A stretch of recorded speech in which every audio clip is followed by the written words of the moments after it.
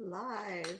We are live. Hello, everybody, and welcome to episode 15 of Watch What Now, the podcast that watch the good, the bad, and everything in between. Usually leaves you wondering, what the hell did I just watch? And it is also, for the most part, my wonderful co host is, I guess you'd say, a little journey into the horror genre. Speaking of co host, I am Eric from Hey Internet, Eric here, and with me is my wonderful co host and someone I consider a good friend, and she's an AVN Hall of Famer, former radio show host, and she's a woman who refuses to watch the movie known as The Champ because it might trigger the PTSD given to her by one particular cat she's had to take care of, Miss Melissa Hill. Melissa, how are you tonight? Fine.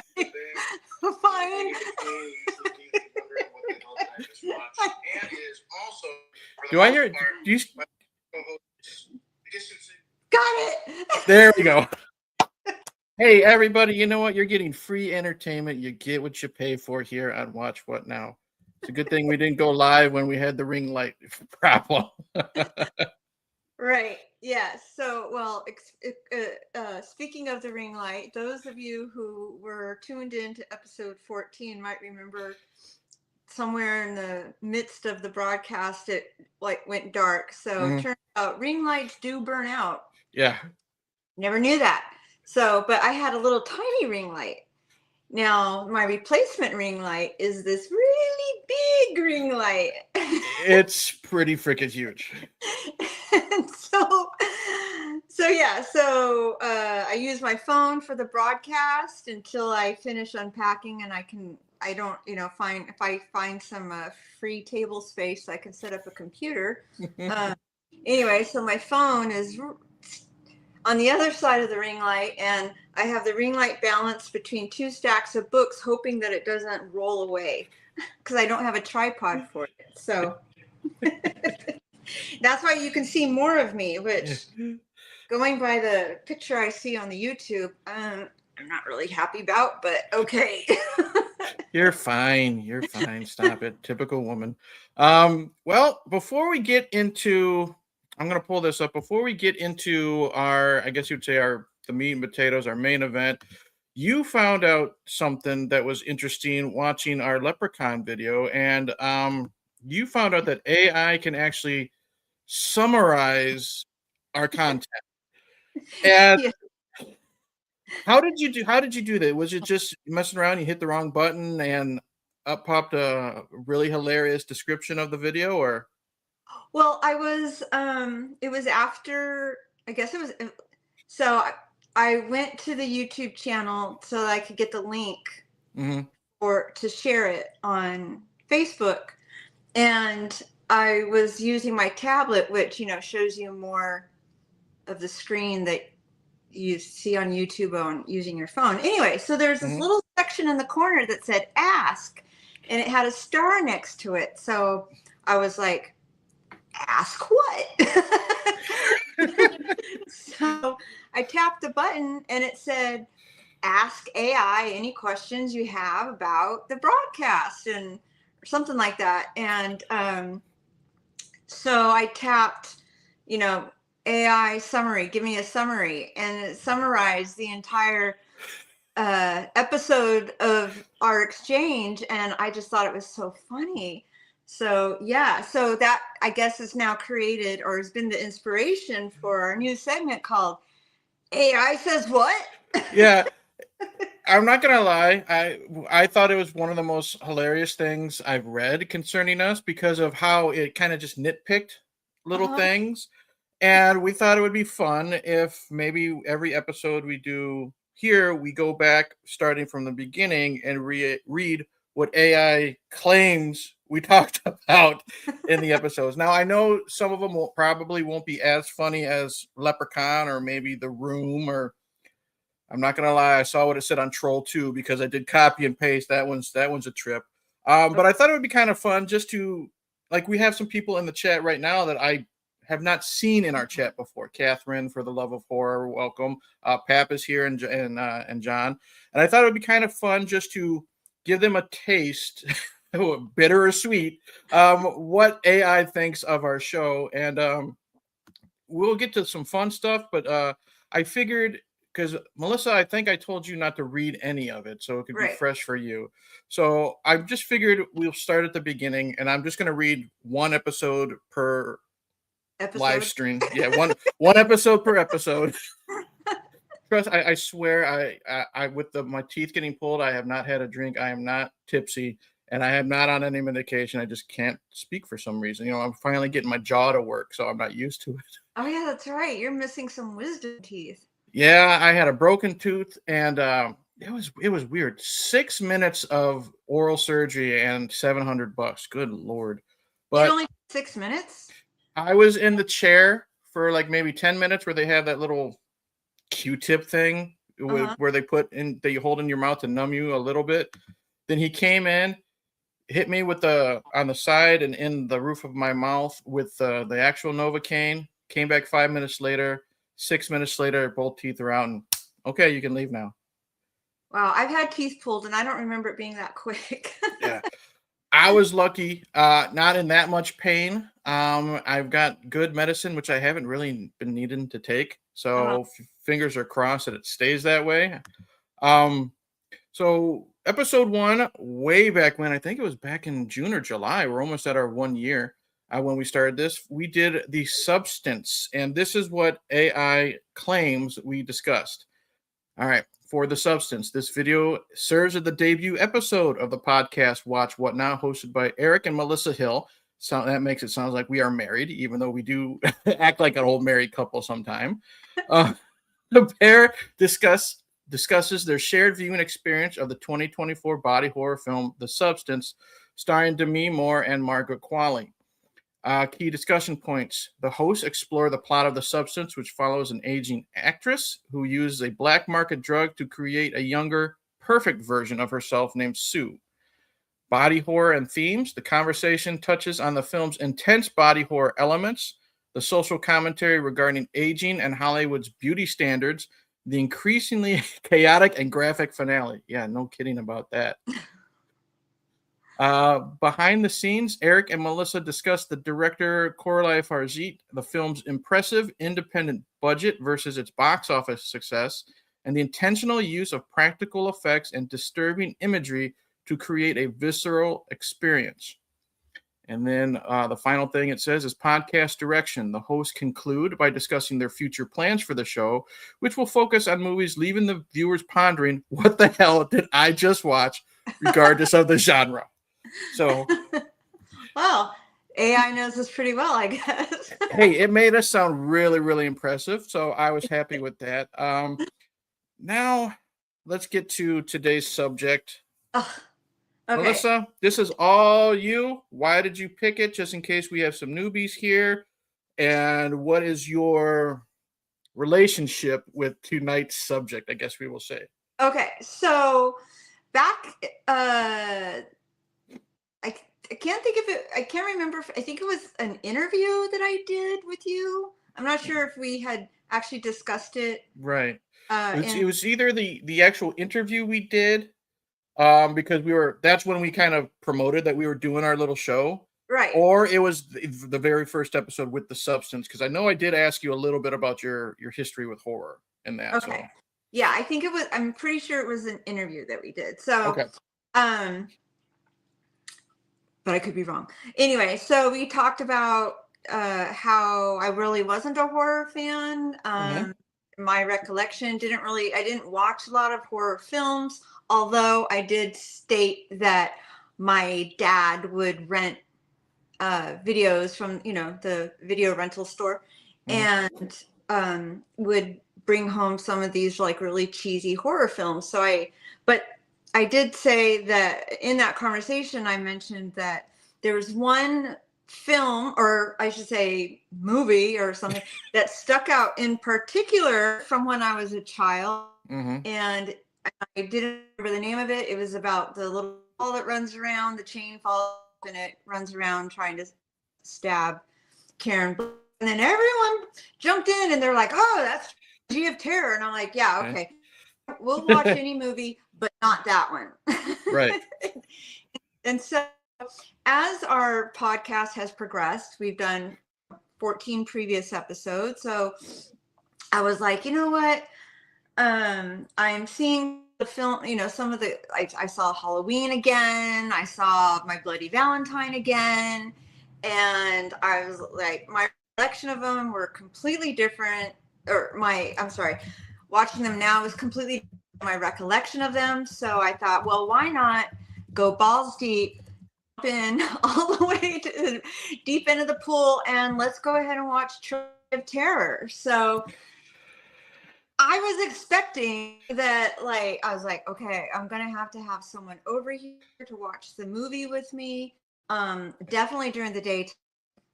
And one thing I understand was, why is it called Trilogy of Terror? Meaning that, trilogy would be 3. When all I remember is this little shit doll running around stabbing Karen Black. That's like all I remember of the movie. Right. Well, our questions were answered. My questions were answered. So it turns out it wasn't one whole movie. It was 3 short movies, made for TV. And, one in a 1 hour, 15-minute episode made for TV. So, yeah. So, like, when I watched it today, I always, sometimes I'll do a sneak peek before the broadcast, but today definitely I watched it literally right before the broadcast. I think I finished at 6:45 my time. Just enough time to come in and try to set up this ring light and then go upstairs and put my face on. And I'll just say this, like, there's something to be said about facing your childhood fears, because sometimes they might not be as scary as you remember. I had seen this movie once before, and it was maybe 20 years ago. Remembered nothing. So I'm gonna say this is like my first time watching. And like me in the horror community, everybody talks about is that damn doll. You know what I mean? So that's what I thought the main part or the majority of the movie was. I didn't do any research. I went into it blind. I didn't know it was an anthology movie, 3 stories, and we had to wait till the end to get to the doll. Yeah. Oh boy, this one really started off interesting. Slow? Yeah, that's me. We don't hold back anymore. You once thought Halloween was a comedy. Okay, we got 3 stories. In the first story, I do like the concept how Karen Black does play a different character or characters with each story. I will give it that. The first story we have is called Julie. And oh boy.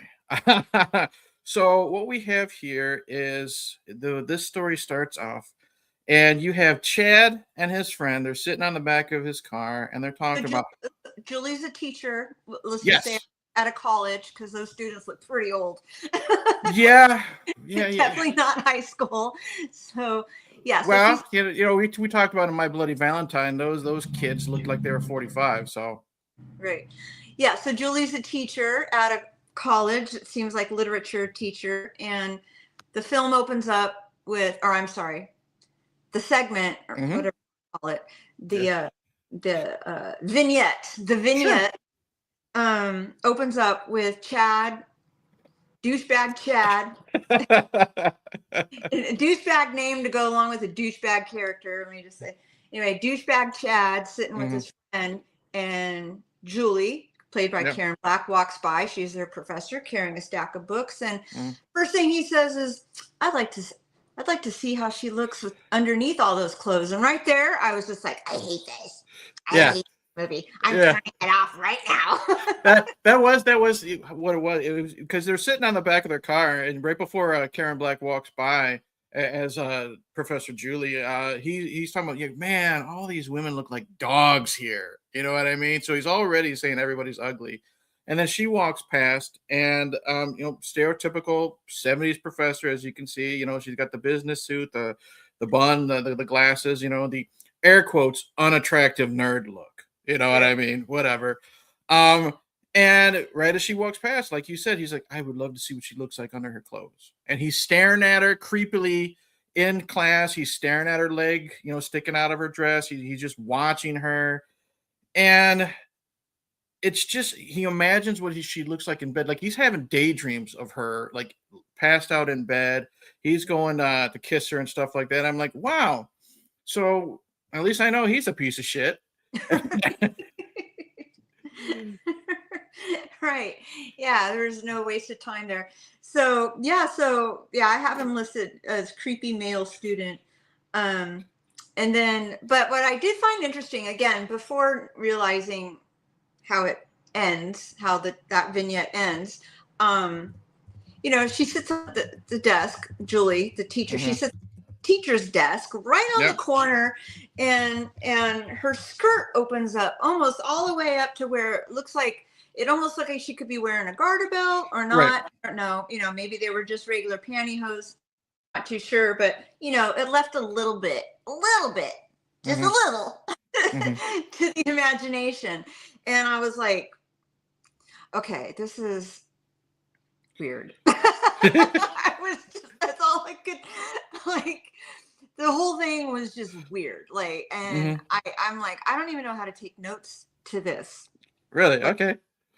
Yeah. Well, I mean, I did. Yeah. But at that whole segment, I didn't really start taking notes until she went home and undressed in front of the open window. Yeah, because there's a lot of padding, and like Gorephobe says, it's a made-for-TV movie, low budget, 75. So they can't show everything, but they gotta get the point across. He's a fucking creeper. You know what I mean? And they do a really good job. We have a lot of padding. Julie goes home. Her roommate is telling her she needs to go out more, and her roommate is like, I don't know if she intended to come off like a bitch, but she's like, you know what? If you dialed yourself up, you can look a lot prettier than you are, or something like that. She's already pretty much telling her how frumpy she looks, the way she's dressed and stuff like that. She's basically saying, you need to go out and get a boyfriend. You know what I mean? You need to get out of here. And then that's when, like you said, she was saying you need to go out and get laid, is what she was saying. You need to go out and get laid. You've been sitting here, write it in your books for 30 years. You need to go get a man, okay? And find a boy and go home with him. Exactly, And what happens is, like you said, Julie's getting undressed, and you see Creeper Chad out there, and he's not just doing the whole creepy peeping Tom thing with like binoculars, and he's just standing out there watching, and he slowly like puts his finger to his lips. Exactly. Fingers to his lips. We don't see what his other hand is doing. So, he's probably unzipping his pants. And I'm just like, wow.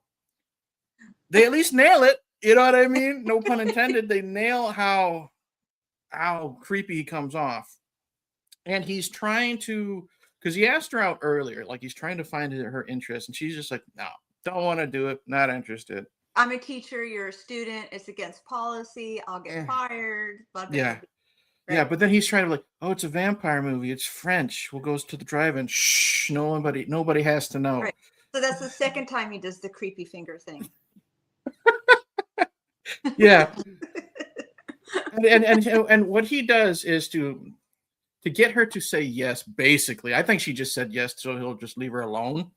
He says, I prefer maturity in a woman. All the other ones here are just kids. They're all 40 years old like you are, dude. You know what I mean?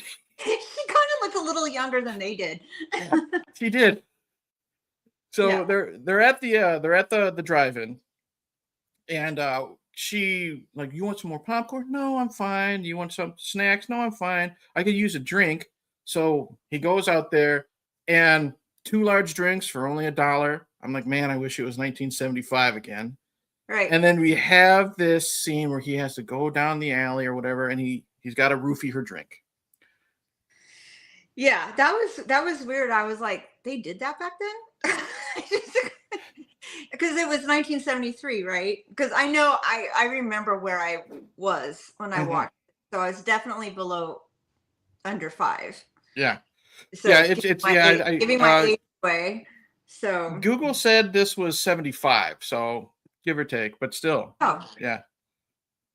Okay, maybe I was just 5. Yeah. And yeah. Go ahead. No, go ahead. Oh no, it doesn't matter. It was just me rambling on about my childhood memory. It doesn't matter anymore. Okay.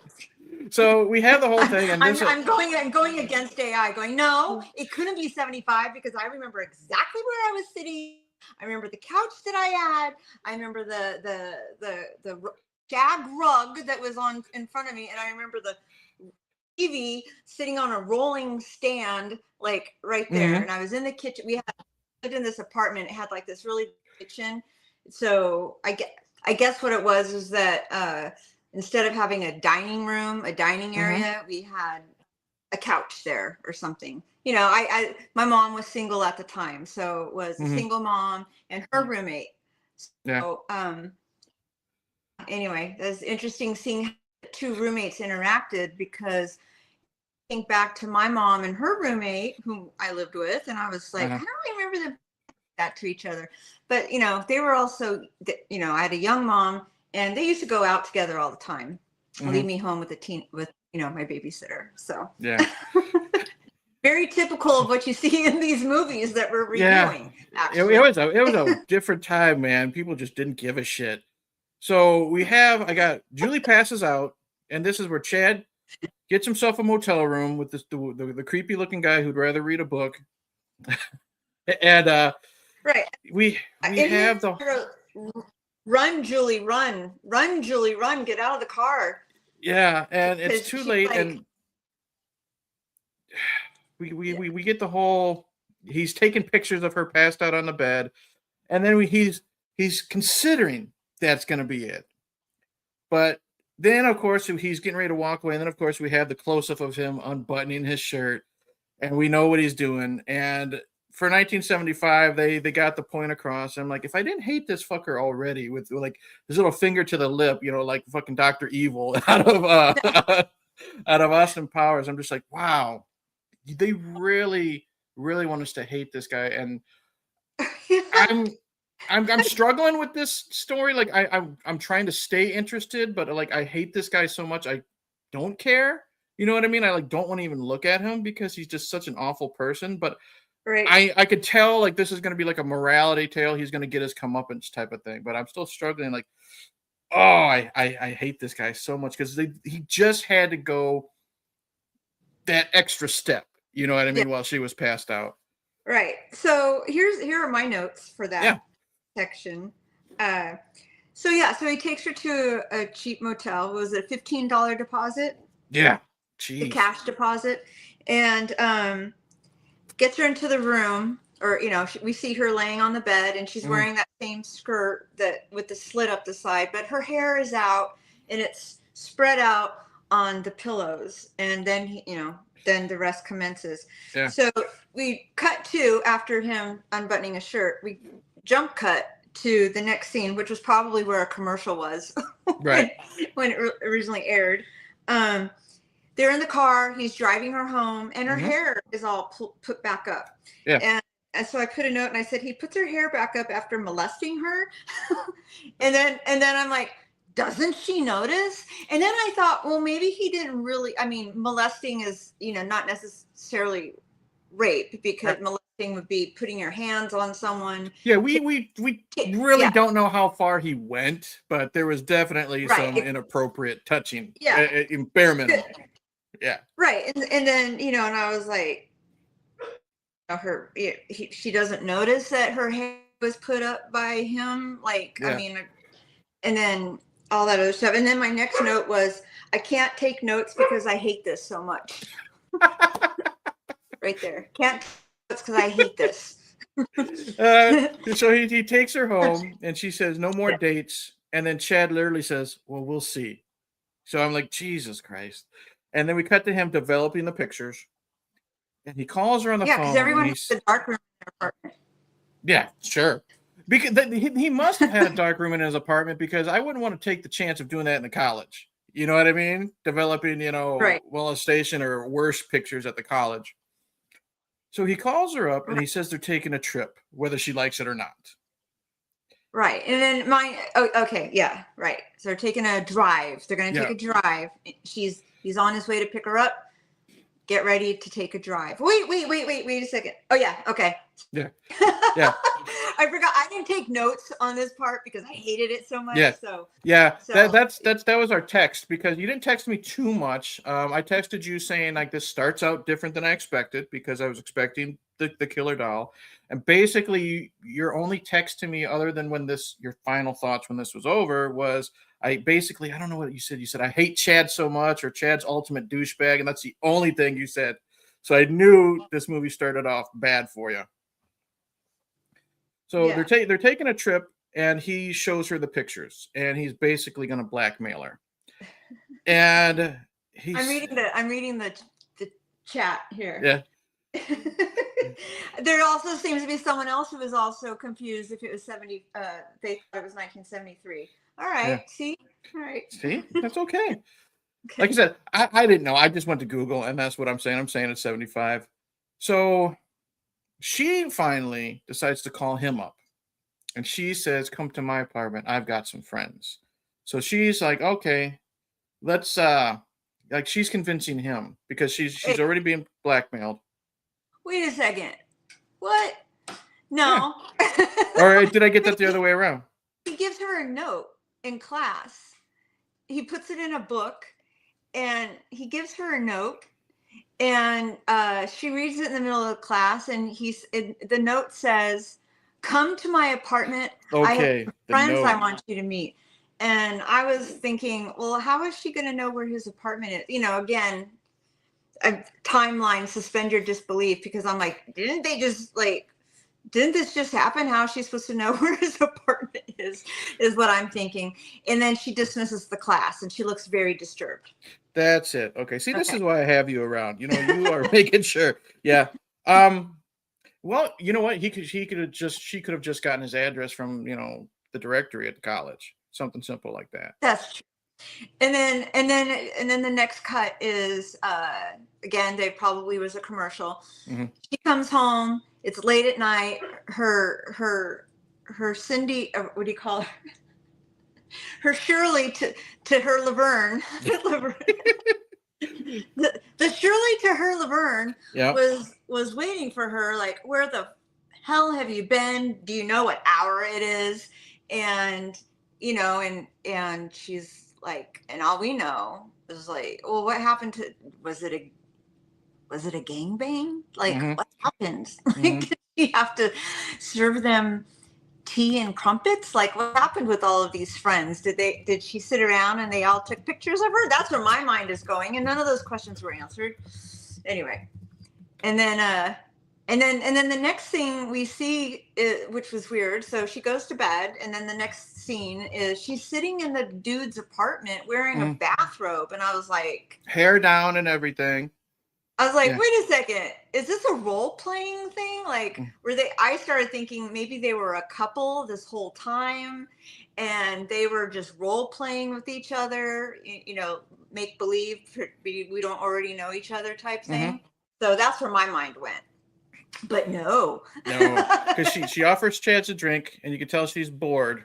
And then she says this was all her idea. That's what I have in my notes. She says this was all her idea. And then Chad starts to gag a little bit. You can tell he's poisoned. There's something wrong with it. And it's pretty much just, that's it. He dies. Because you can tell, like I was telling Gorpho in the chat, like, I wasn't really interested in this segment at all. I just couldn't get behind it. It didn't pique my interest. She poisoned his drink. He dies, and then she burns all the evidence, all the photos of her that he took while she was naked, and then she obviously hid her actions by, because you see her cutting newspaper clippings out, and she's got a scrapbook of different students that have died recently, and this one said that how Chad was killed in a fire. And then again, she basically, she's been doing this for years and years, because after she is putting the clippings in the scrapbook, there's either the doorbell or a knock on the door, and then it's another student looking for a tutor. Right. You know what I mean? Yeah. And that's it. Well, so it was there was a favorite line. He says, "You poisoned me," and she says, "No, I've killed you."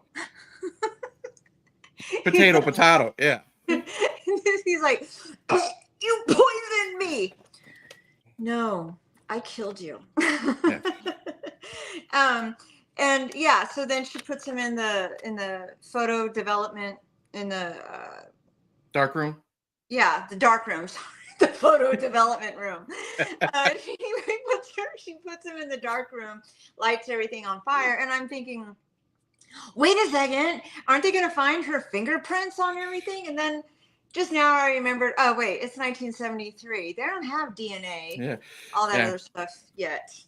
So she gets away with it, it would appear. All right, next. Oh God! So I was so happy that one was over. I'm not gonna lie, I was too. Like I said, this one was. I was just kind of bored. I did not know how this movie was going to be. Like, basically, these segments are like 20 to 25 minutes each. This movie was only like an hour and 15.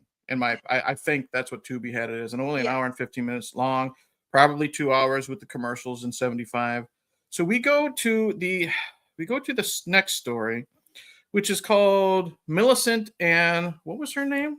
Therese. Therese, thank you. Mm-hmm. And we have Karen Black again.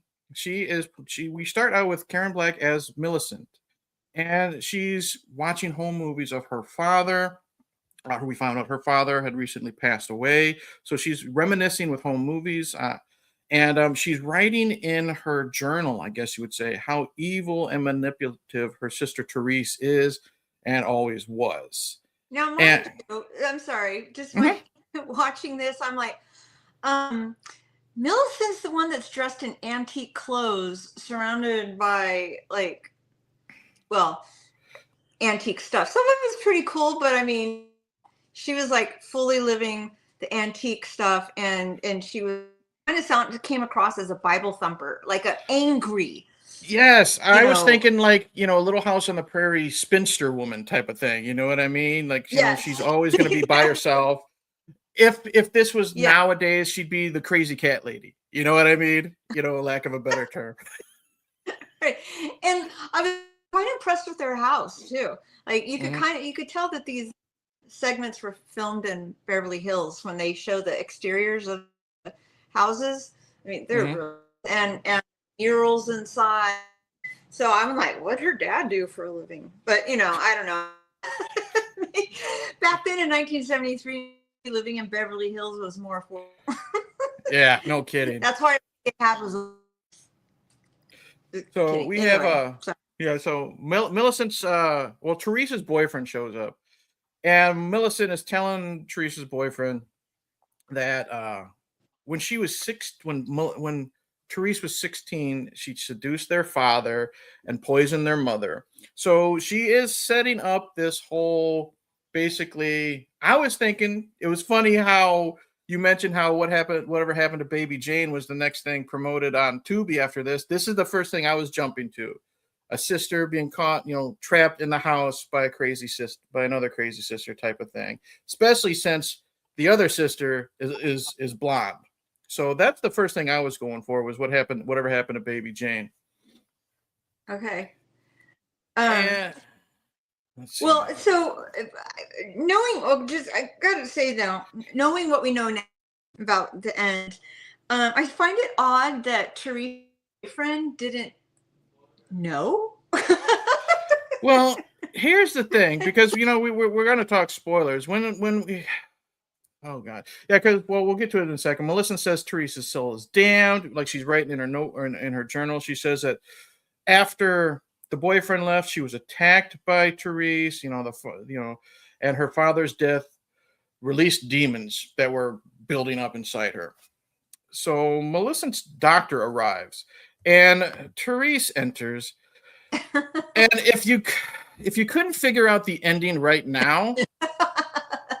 With again, like I said, whatever happened to Baby Jane, the blonde, but I figured out, like, there's no way that the low budget 1975 TV movie purposely tried to have a wig that bad, unless that's the twist.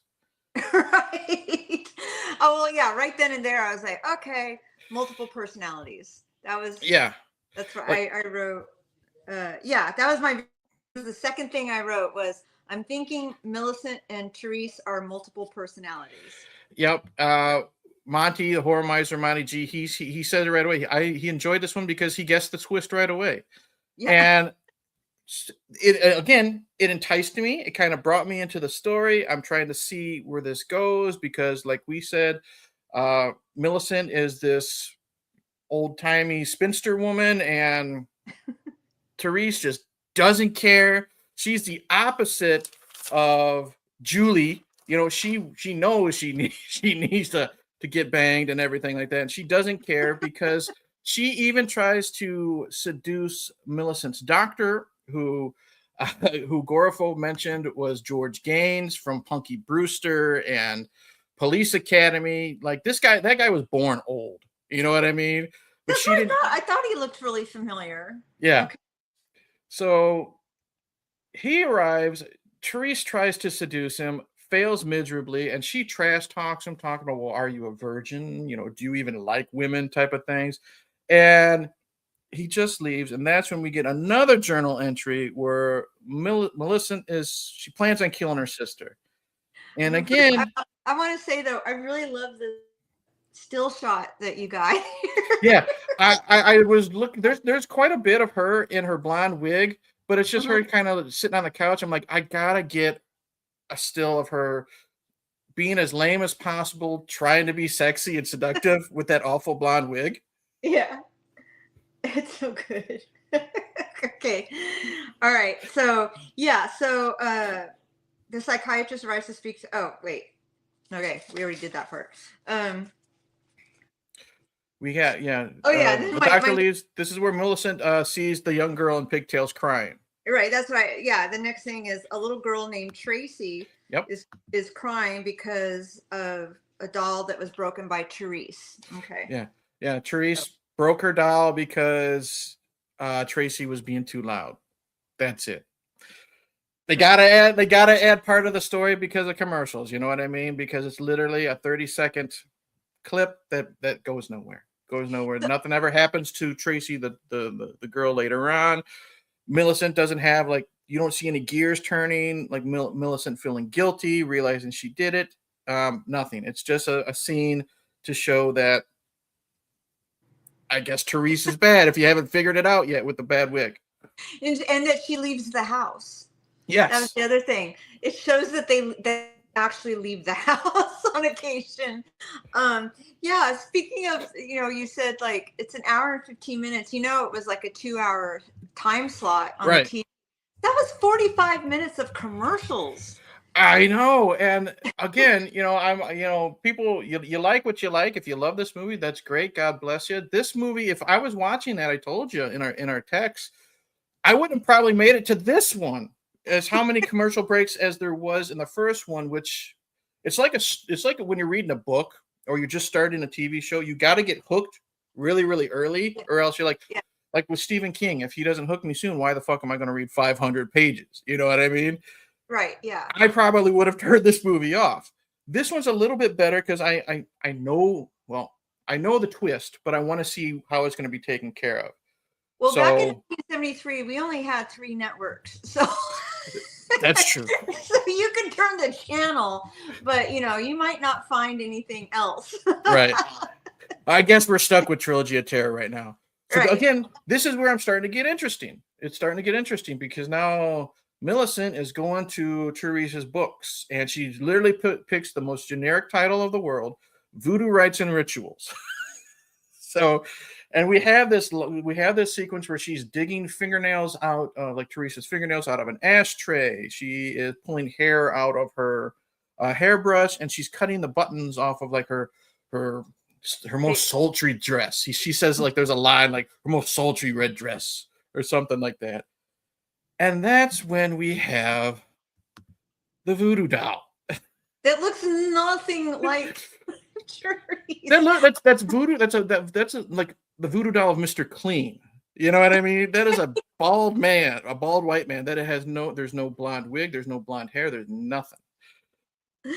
Right, and we never even saw Therese wear anything green. So it did match, though. It was the decor because that was the other thing that caught my interest was like. Mm-hmm.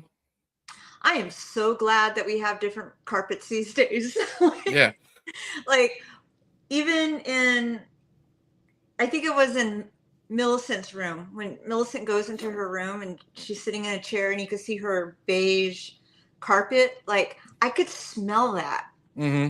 It's musty to Yes, me. I was just gonna say musty. You could probably, like, if you were sitting there and if like the sunlight hit it just right, you could see all the dust just rising from the ground. You know what I mean? Like Yeah. when we were kids and we didn't give a shit about dusting our rooms and stuff like that. Like, you're lucky she wasn't a crazy old cat lady, because you could probably see the funk and everything from like an unchanged litter box or anything.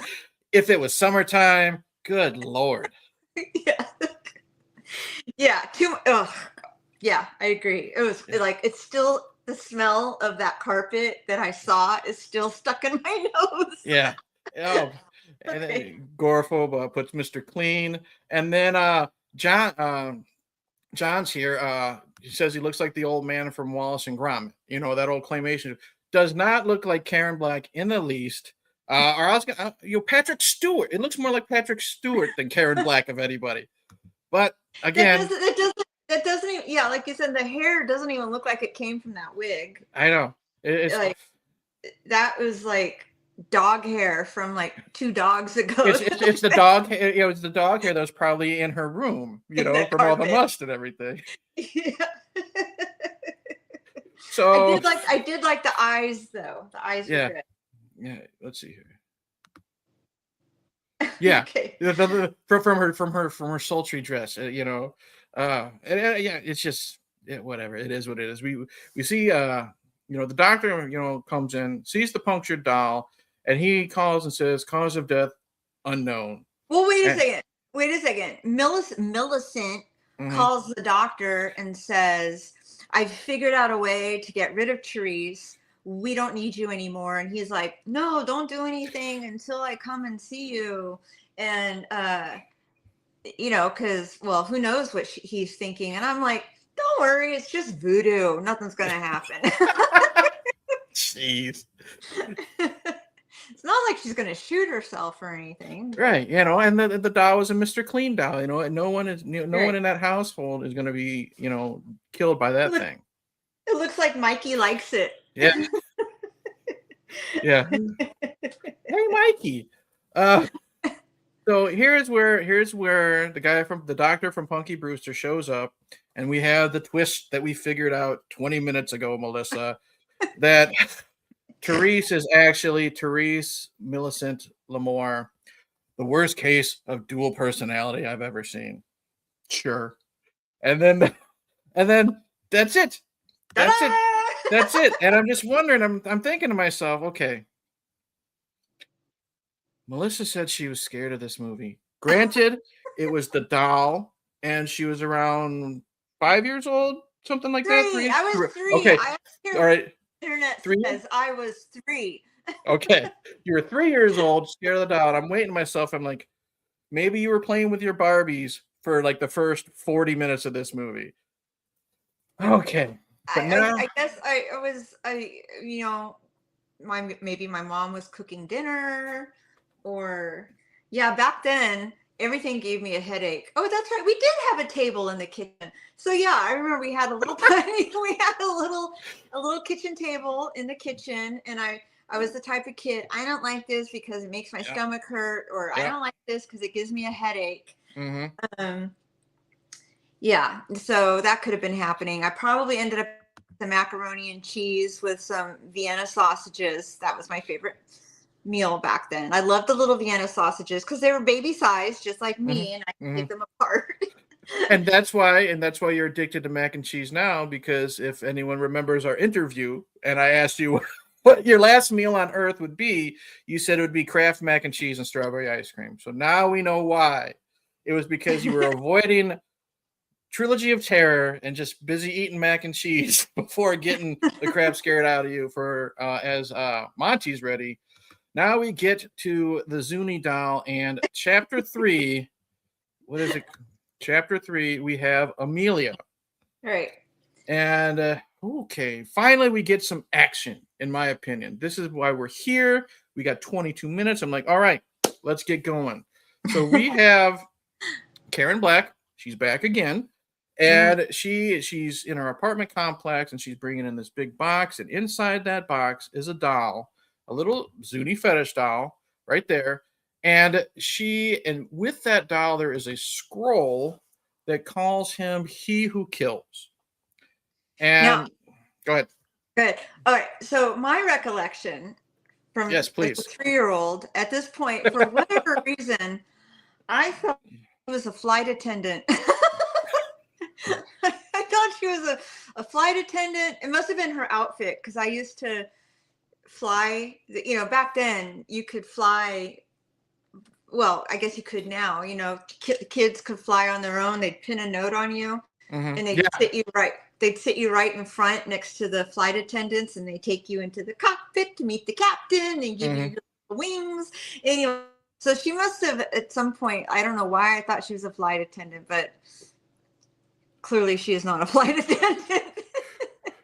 And yeah, that's it. Anyway, so that was the first thing where I was like, I don't remember this part. I don't remember her not being a flight attendant. I was just interested in the fact that she wasn't dressed up like a spinster or like I said, an air quotes nerdy professor. She looked just like an everyday woman of the 70s. So it was nice to see her not, I guess you would say, forced to hide her beauty, if that makes sense. You know what I mean? She could just be out there as herself. So I was enjoying that. And as Keith the Gorephobe says, Amelia's mom is a controlling bitch. She cancels dinner with her mom because she's meeting a man. She wants to start a relationship, and she's just getting the third degree from this mother. And I'm thinking to myself, there's a reason why that's in there. Hopefully it's not as bad as the Chad situation. You know what I mean? Like the mom, if we ever see her again, she is just a disgusting, vile piece of garbage. But we get this confrontation that I think they're bringing, we know at the end, but the mom is going to be a subject that we deal with again after this. And again, it's just, she's browbeating her and just beating her down. And you could just see how defeated Karen Black's character Amelia is in that phone conversation. All right. So here's my take on that part. Sure. First off, I want to say Karen Black did really good acting because it's a sided conversation. It bothered me that I couldn't hear the voice on the other side. Yes. So maybe if I had heard the voice on the other side, it would have given me more of a visceral reaction, where I would have felt more angry. But when I was watching this, I was just like, wow, 1973 is, I guess, you're not allowed to live as a single woman back then. That's just, that was the part that was just so crazy to me. But, but I lived with my mom, but, had a roommate. We had another female roommate. So she was my auntie mommy, as a matter of fact. But yeah, and on a side note, I found a common theme in these 3 vignettes was the telephone, the use of the telephone. I don't know if it was because of the low budget, there weren't a lot of other actors, but a lot of everything that she did in each of them was using the phone. Anyway. Blondie, it reminds me of that Blondie song. Can't get you on the telephone.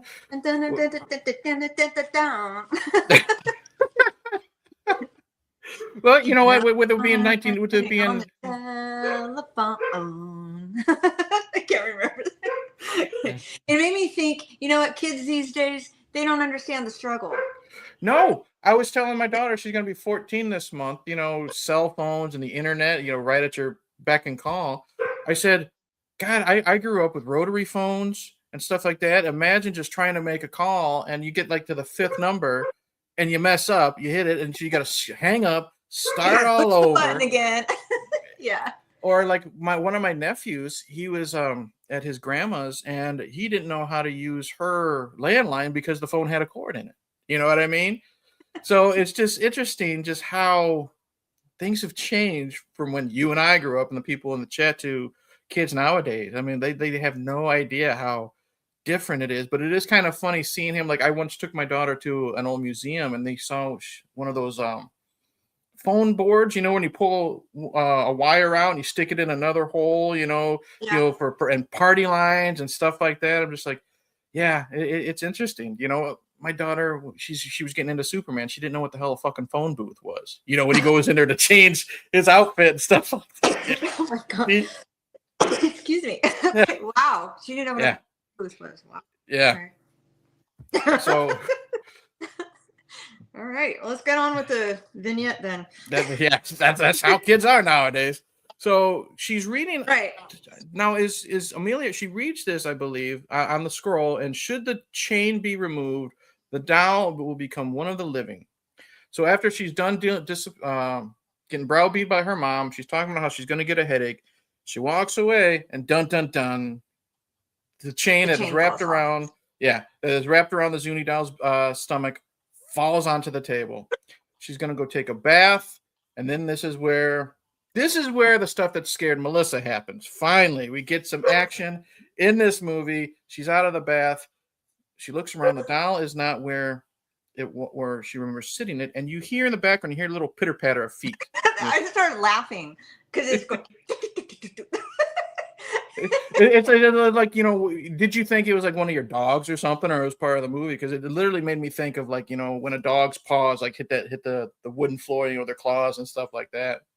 It sounded more like a cat to me, but I mean, yeah, it was kind of, it just made me chuckle because I was like, wow.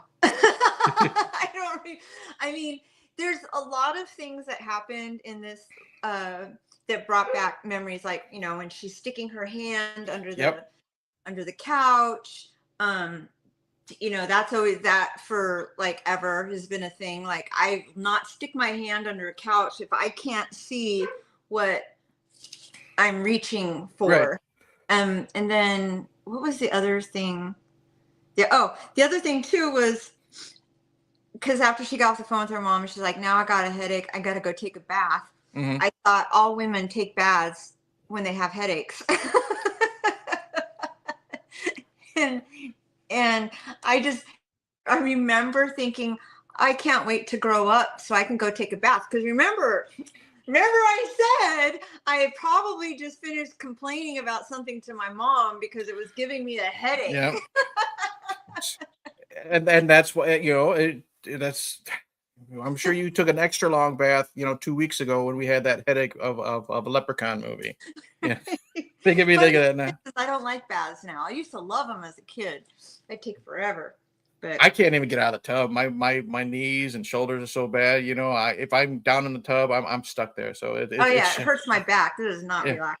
No. All right. So the chain falls off, and I'm thinking, how could she not hear that? Because she literally just walked away. Like, she had only taken like 2 steps. How did she not hear the chain fall onto the table? Maybe she's got, maybe her ears are damaged, with her mom yelling at her.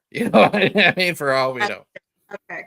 So she gets out of the bath, and like you said, the doll is gone, and like you said, she's reaching under the couch to see maybe it fell off, rolled under there, and she gets poked. She says, "Ow!" and that's where she finds the spear, and she's got a little bit of blood on her finger, and then we hear the pitter patter of little feet, and that's when this fucking thing just jumps out and starts hacking at her ankle, and now I understand why this fucking thing scared a lot of people in 1970. I'll say for you, 3 on television.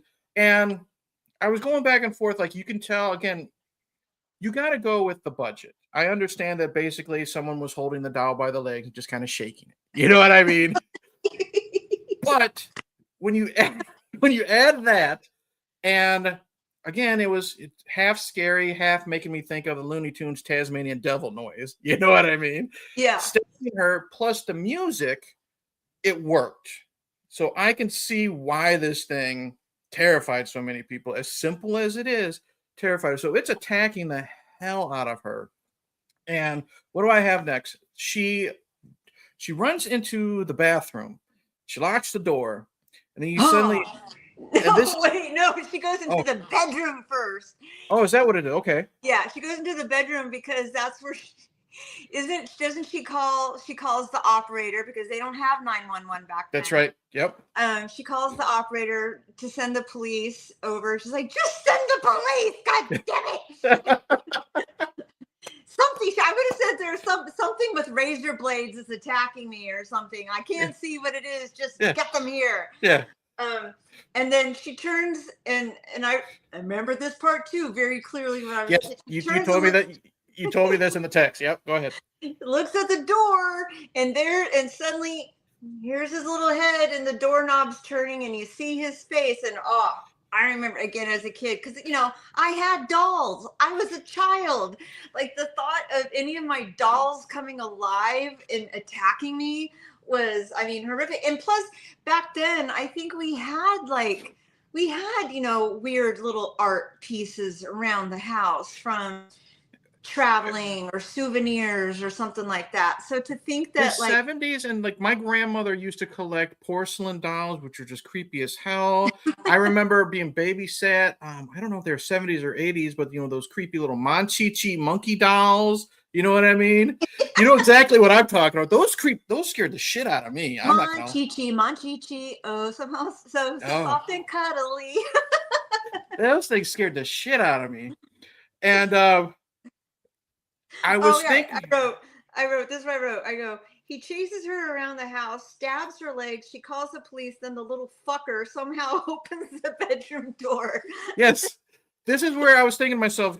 This is where Melissa, because it's an ongoing theme on our show. You can't see the disbelief with you, but I guarantee this is where you're like, okay, how does the fucker open the door? I don't care. It's still scary. I love how.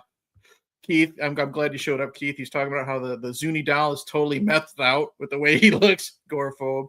And I do want to appreciate, where was it? Thanks, Keith. He does say, I love how much fun you guys seem to have. Smiles all around the panel.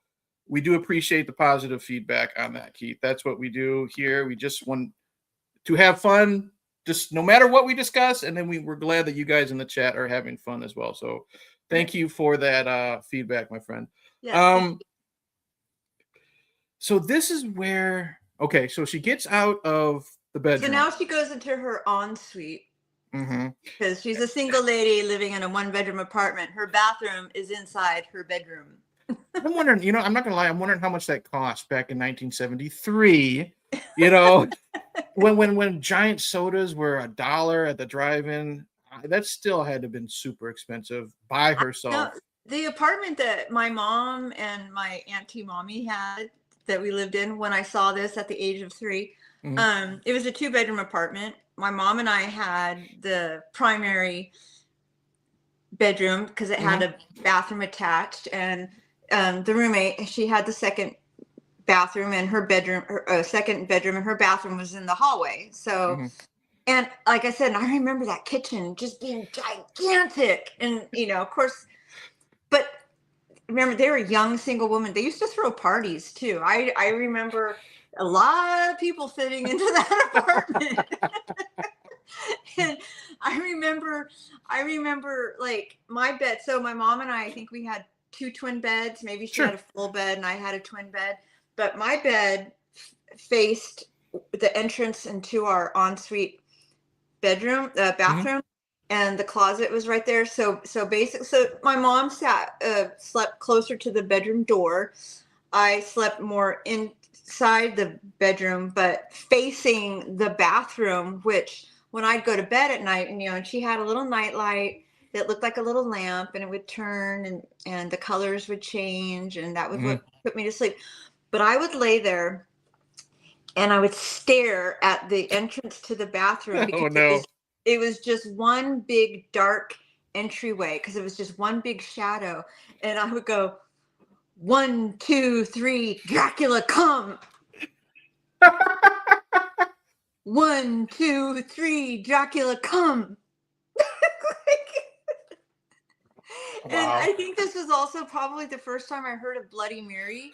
I don't know where I would have heard of that, but standing in front of the mirror and saying it 5 times, and Bloody Mary is supposed to come and get you. Yep, that's an old urban legend. Yep. So I was always terrified that monsters and Zuni dolls apparently were going to come out of the closet, out of the darkness of the bathroom, and attack me in my little tiny twin bed, and the bedroom door was way on the other side, and my mom wasn't going to be able to save me in time. Like, those were my fears. And so that was my mindset around the time of watching this on TV. Remember, I told you, I remember exactly where I was and what my mindset was. So, see, this is why you're such a good co-host, because that is a wonderful segue, because now we are in the bathroom and the Zuni doll gets in and it runs at her and she grabs it with a towel and she's trying to drown it in the tub full of water.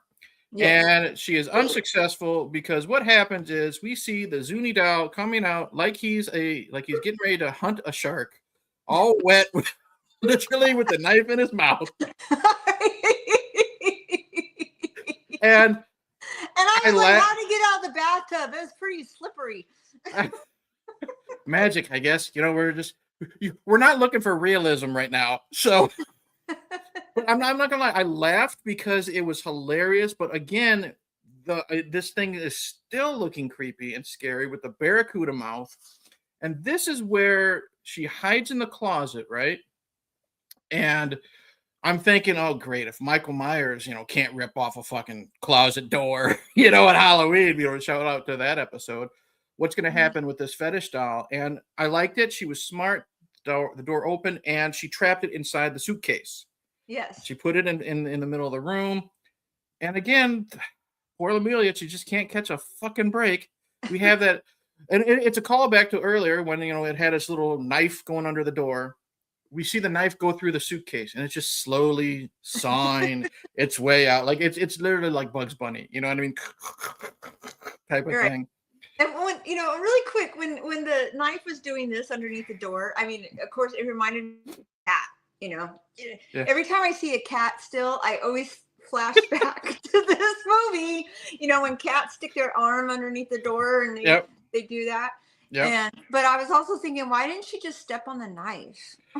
This is my adult brain. Why didn't she just step on the knife? I was thinking the same. I was thinking the same thing when we saw the knife coming out of the suitcase. Why didn't you just grab a coffee table, turn it upside down, and put it on top of it? But again, we're armchair quarterbacks telling the people what to do. And how did she get locked? How come she couldn't get the lock off of her door? Because that was something that was that's one thing I couldn't understand. Like, she accidentally locked herself into her own apartment.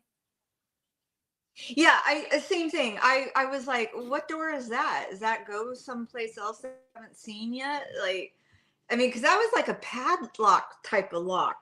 It seemed like, because you slide it over, bring it down, you could put like it looked like you could put it there. So I didn't know what that was about, but single woman living alone in the big city. That's right. And you know, that's one thing I liked. You can tell, like, even though, like, that's what I got from her conversation with her mom. This is her first time away, on her own. You know what I mean?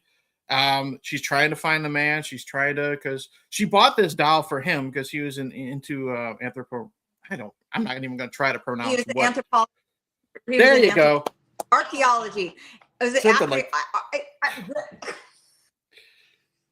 You're not trying to say the word rural.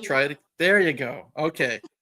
So she bought it for him, I guess, and that makes sense. She's scared. She's in the big world by herself. And she's, instead of, like I said, put a coffee table on it, she's literally trying to grab the knife through the top of she's trying to pick at it through the top of the suitcase, and it's slicing the hell out of her hands. I don't remember how it gets out. I don't know if it saws itself out or she lets it out. That I don't remember. But then it bites her arm, and then we go to the kitchen. It pops its head. That's right. Okay, it pops its head out, and then she starts stabbing the shit out of its forehead. I remember that. And then he pokes his head down again. It's like I said, Bugs Bunny poking his head out of the rabbit hole. She stabs the shit out of his head. He goes back down. It was like, what do you call it? That mole. That whack-a-mole. Whack-a-mole. She was playing a game of whack-a-mole with the Zuni Fetish Doll, and she lost because they end up in the kitchen, and now it jumps on her and it's biting her on the neck. And again, it's an intense scene, even though it sounds, we were exactly. She's holding the doll on her neck, and God bless her, Karen Black is acting her ass off with this fucking doll, trying to make it look like it's attacking. And as much as we kind of trashed the first two segments, the look of the doll, the way Karen Black is acting, the music, it works. You know what I mean? The third time is the charm. Oh yeah, in my opinion.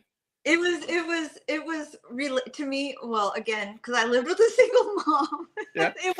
it was relatable to me at that time, because she's just a single lady, got home from work, gonna take a bath because she's got a headache. I guess they don't have aspirin back then. Yeah.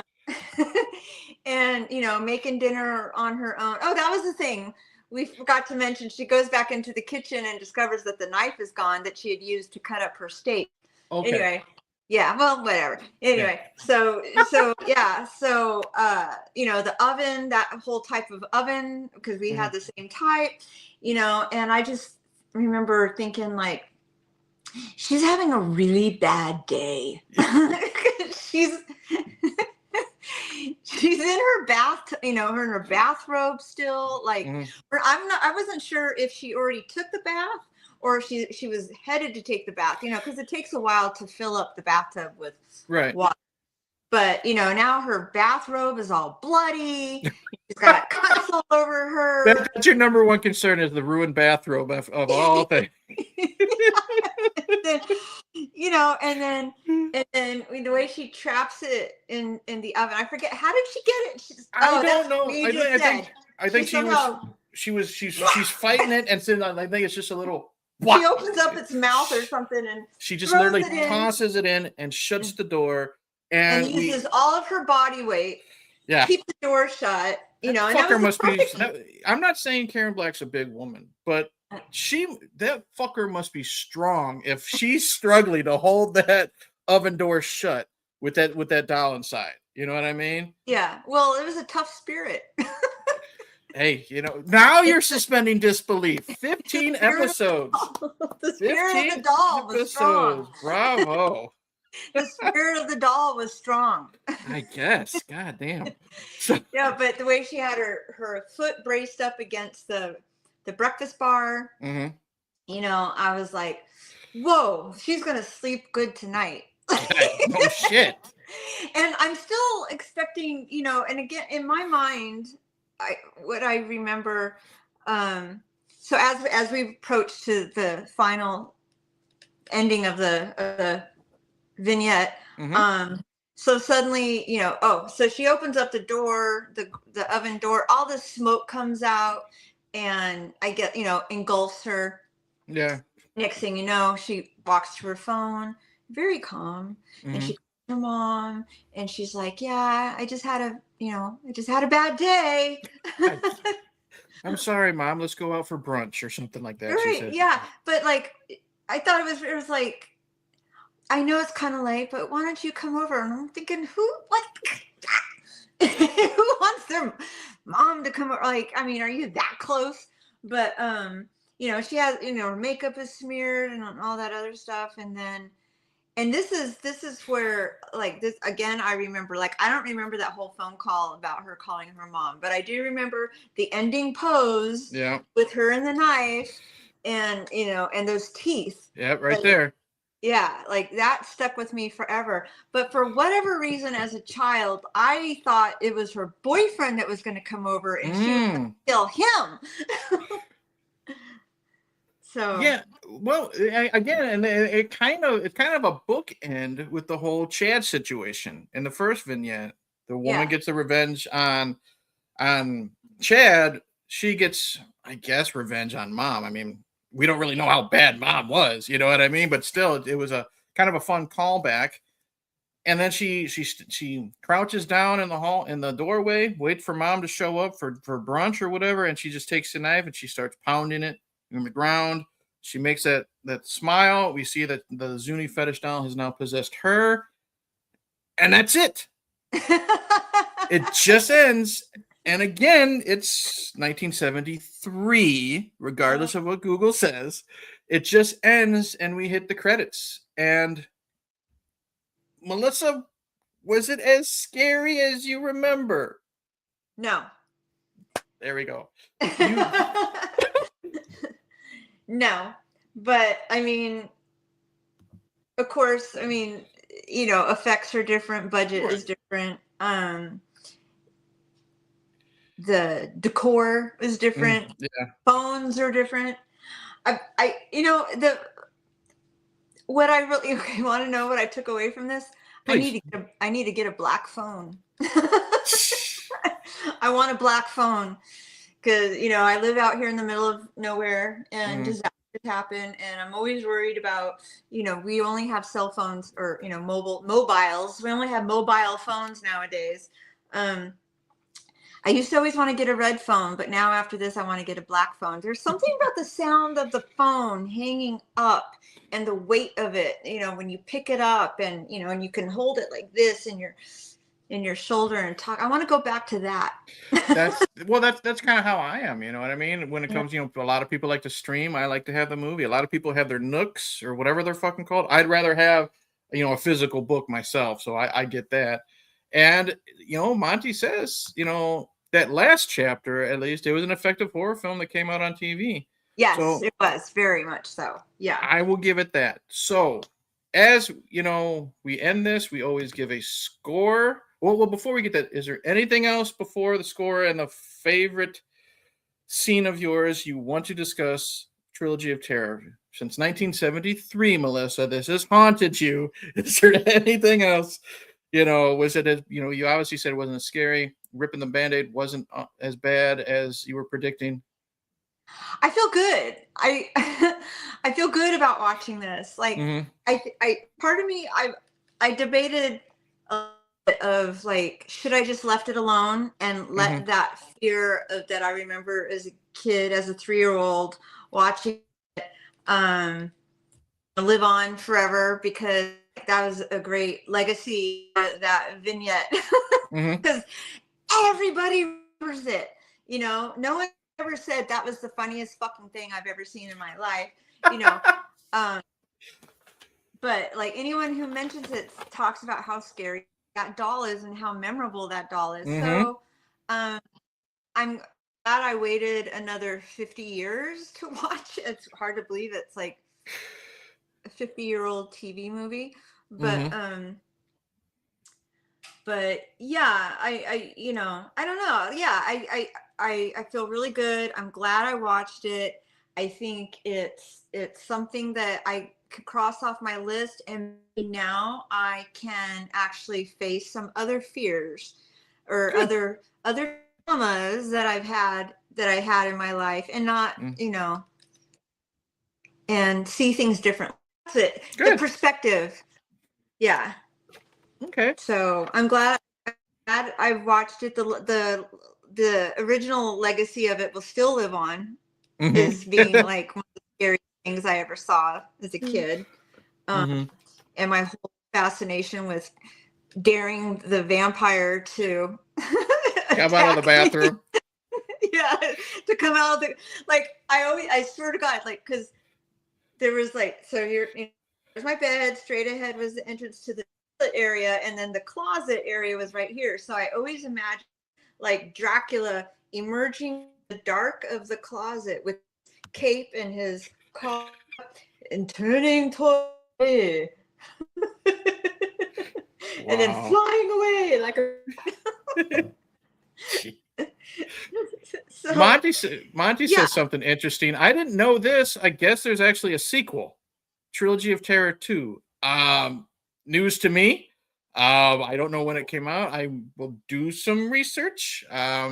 We'll see how that is. I'm not guaranteeing we'll watch it on the show, but we might follow up in our own personal time and talk about it. But yeah, I had no idea there was a sequel. Well, I did kind of wonder. I was like, that ending, the way that it ended, did leave it open for a sequel. But I mean, did they 1996, he said it came out. Oh, good God. How long? That's a long ass time in between. Jesus. Wow. All right. All right. Well, here's where we get to the score. I'll do it first since you're the one that had all the years and years of trauma. I'll do mine first and get it out of the way.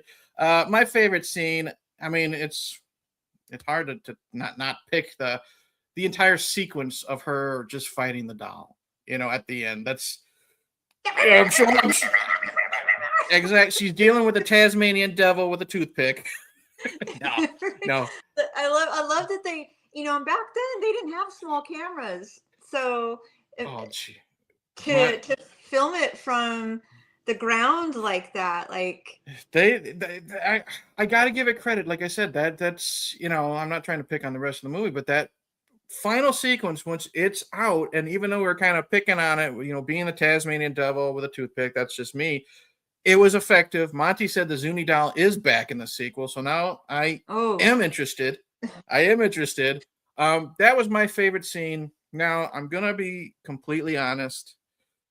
We on this show for new people in the chat, we also look into this like how much fun we had into it. We can give a badly made movie a high score if we have fun.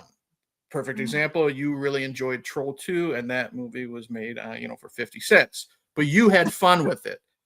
I'm not going to lie. The first two stories I didn't like. I hated Julie. I was bored. The second story, Millicent. No, you hated Chad. Well, okay. I hated Chad. Well, I'm going to rephrase this because I almost said I hated Chad. I hated Chad in Julie. We're not going to go down that road. We already talked about that before.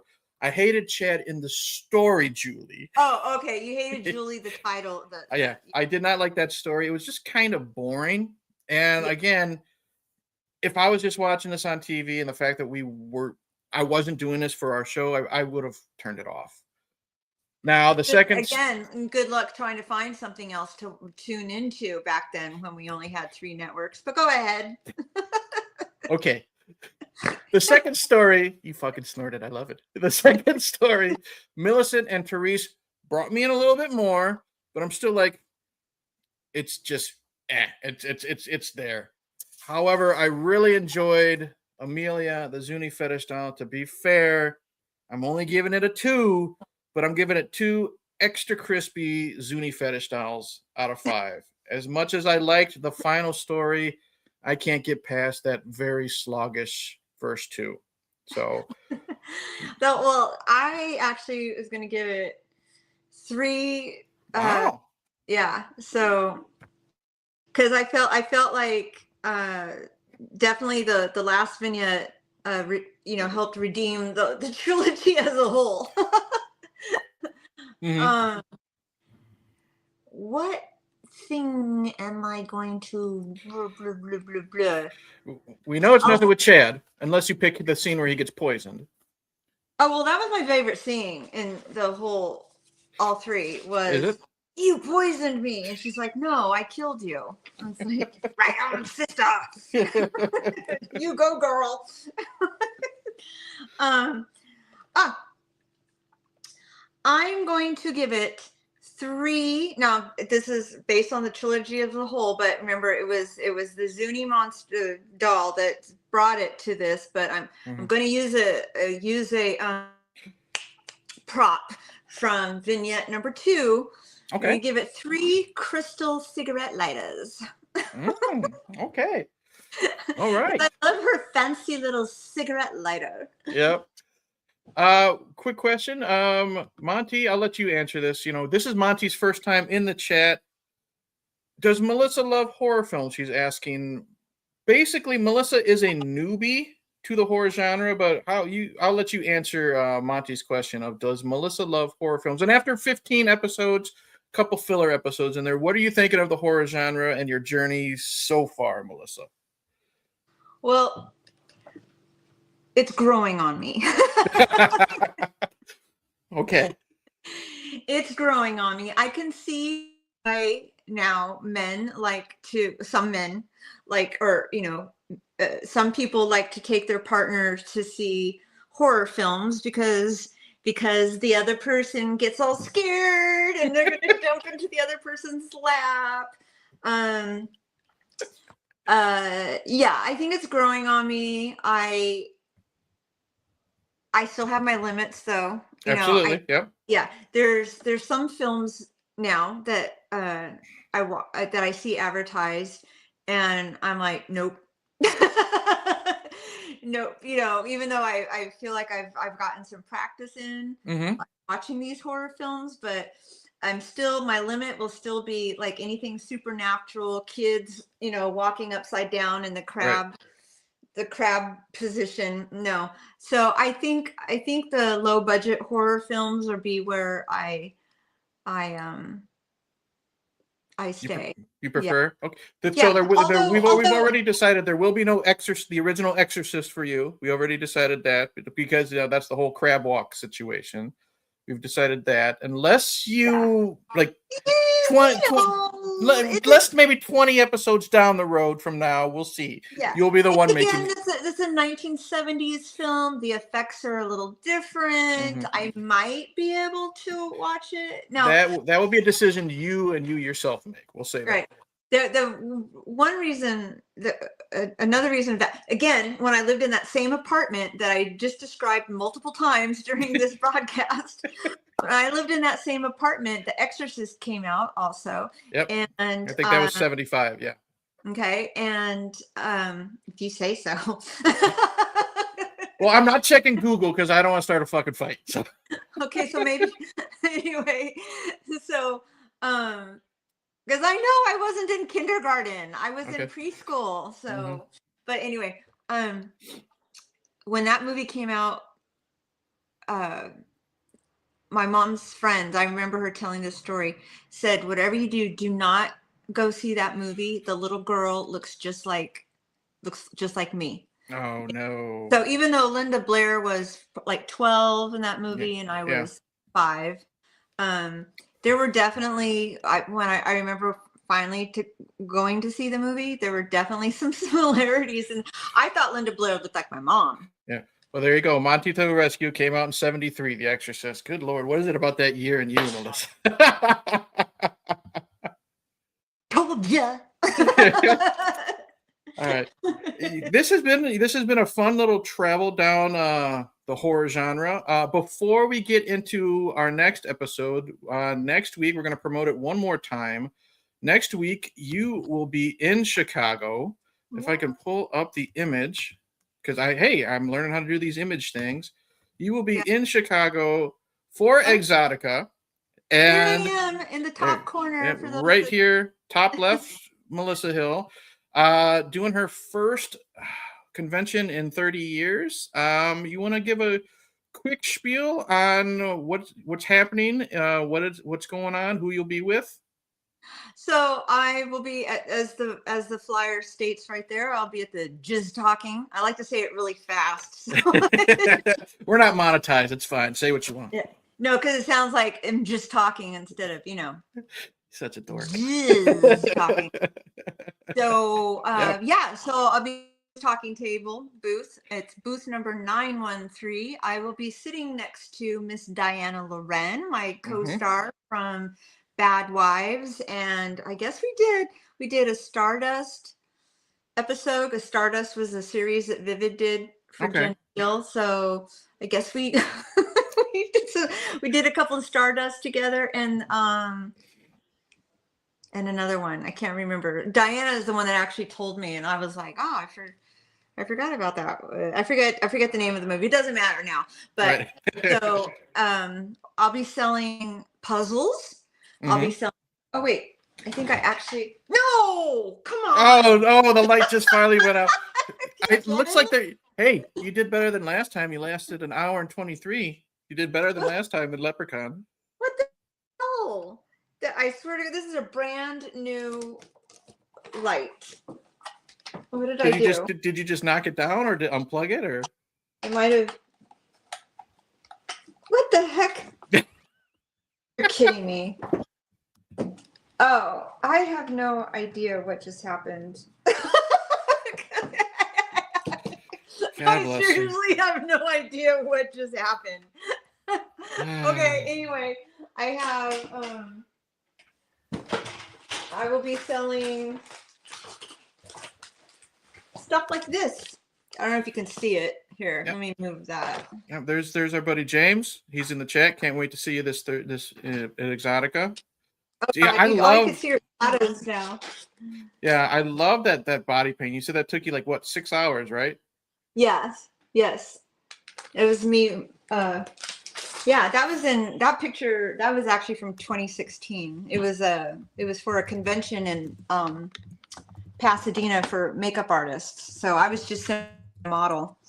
Anyway, I can't believe there's no episode is complete without some sort of technical difficulty. Hey, you know what it is? It's because the dogs weren't that bad. You fed them. Yeah, they only barked a couple times, so it was just bound to happen. Oh, there's James. Hi, Yep, James. Yeah. James is going to be he's my handler. He's been assigned to pick me up at the airport and I guess get me to where I need to go. Yep. Yeah, good. Shuffle me out the door when I go, Mom, I don't want to wake up. It's too early. I want mac and cheese for lunch. Right.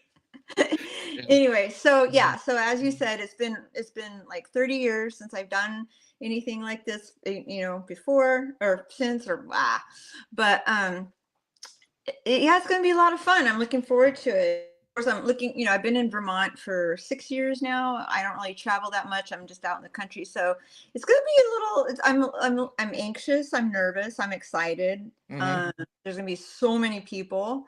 Yeah. Probably more people at the convention that live in the state of Vermont. So I think there's more people in the city of Chicago that's in the state of Vermont.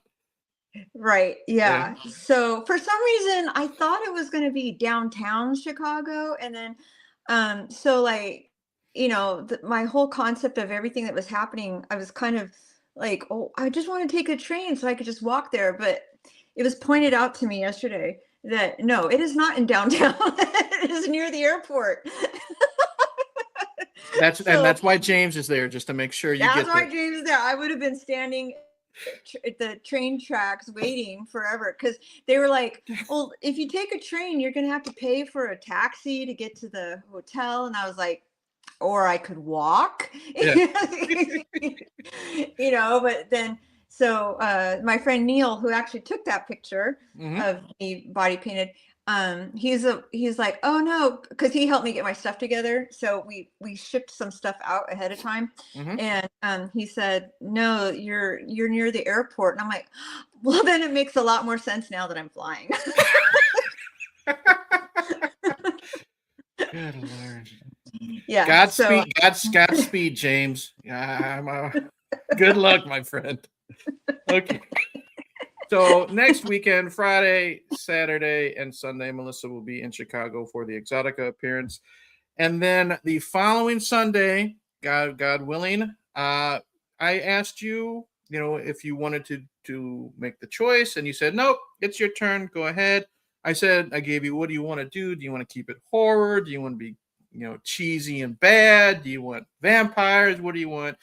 And you hadn't watched Trilogy of Terror yet, so you wanted to at that time cleanse the palate of the evil Zuni Fetish Doll, and you said cheesy and bad. So what I did was I told my daughter, I said, because she's now getting into horror movies, I said, she knows who you are. I said, my friend Melissa. Oh yeah, you do the show with her. I said she wants to do a cheesy bad horror movie for our next show, and I want you to pick it.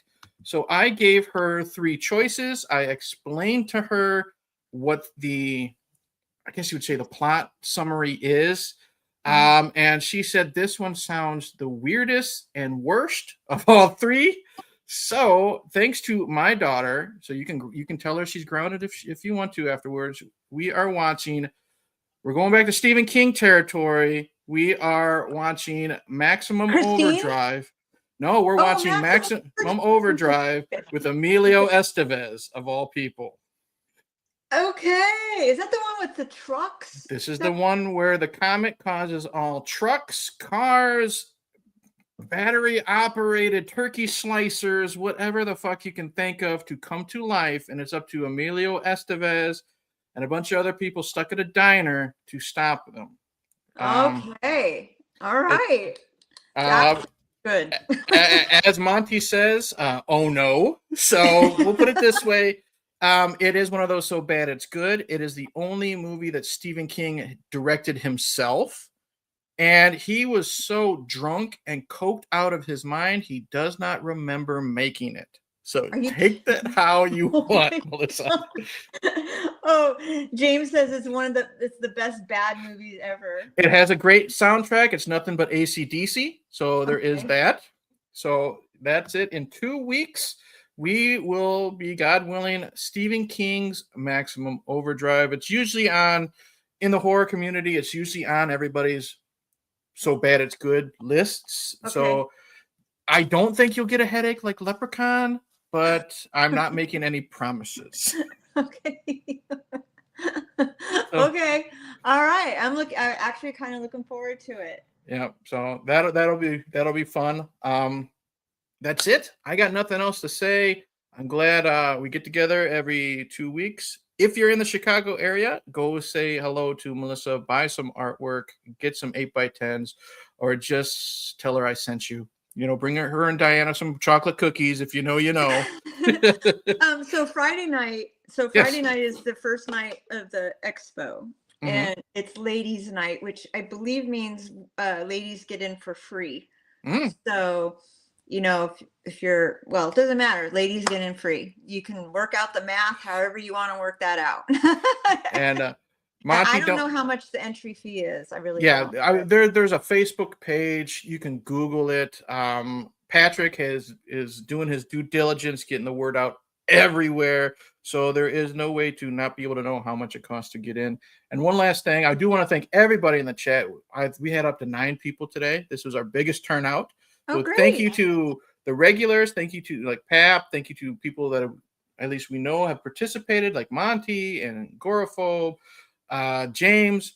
Glad to see you. Yes, Monty, don't worry. Sleepwalkers is on the list. And I think Melissa will not be interested in that one, but it is what it is. I can't wait to see what AI says with that one. I have to put my glasses on so I can read that. Well, Sleepwalkers about. Sleepwalkers? Okay. All right. Sleepwalkers, again, is Stephen King territory. It's about this mother-son duo of cat people that have to suck the life force out of virgins, and hilarity ensues. Enough said. Okay. We'll leave it at that. So I am Eric. Okay. That is Miss Melissa Hill. And Melissa, what do we always say at the end of every episode? Adopt, don't shop. There we go. She got it. Rescue. Yes, I'm especially. I got a phone call today. It was a surprise from one of the rescue organizations in California that someone else had given them my phone number because you know I'm really, being from California, and because of the shelter system in California is so bad and so overcrowded, and they euthanize perfectly adoptable animals just to make space for the next group that's coming in. So I am already at my limit, I think, of how many I can personally owning, you know, full time and paying for. So the next best thing I can do aside from adopting is fostering. And so me fostering, or anyone fostering an animal, creates an open space for another animal to leave the shelter and go into a rescue. So I'll be fostering animals that have already been removed from the shelter and have had a chance to decompress at a rescue organization, but that they're still not adopted yet. So so I'm pretty excited about it. I mean, it would be great to get more people into doing something like that. And when you foster, some of the finances, some of the expenses are taken care of by the rescue organization. So if anybody wants to do their good deed, it's always something you could look into. And like you said, how a lot of the expenses are paid for. You know, fostering a dog or any type of animal, you know, even if you don't get to keep the animal, it's still helping them out until they're put into a family that can take them permanently. So it is a good thing. Yes. So, all right. Thank you for letting me spread that message as usual. That's what we do here. When it's not to picking on a movie or having dogs bark or ring lights, blowing up, we also want to spread the good word of taking care of our furry friends. So Monty is into cats. Yep. All right. And he also said, adopt, don't shop. There's Pap. He's happy with our episode. Great. And then Monty says that's his saying as well: adopt, don't shop. So. Fantastic. All right. I'm in good company then. That's right. So thank you, everybody. Chat. Thank you to everybody watching and lurking, listening on audio. Again, I am Melissa. It's late. It's and late. I'm Eric. And she's Eric. And we will see you, God willing, in 2 weeks. In 2 weeks for AC/DC, Emilio Estevez, and Killer Trucks Maximum Overdrive. Good night, Good night, everybody. Good night. Good Lord. I'm Melissa. Jesus Christ.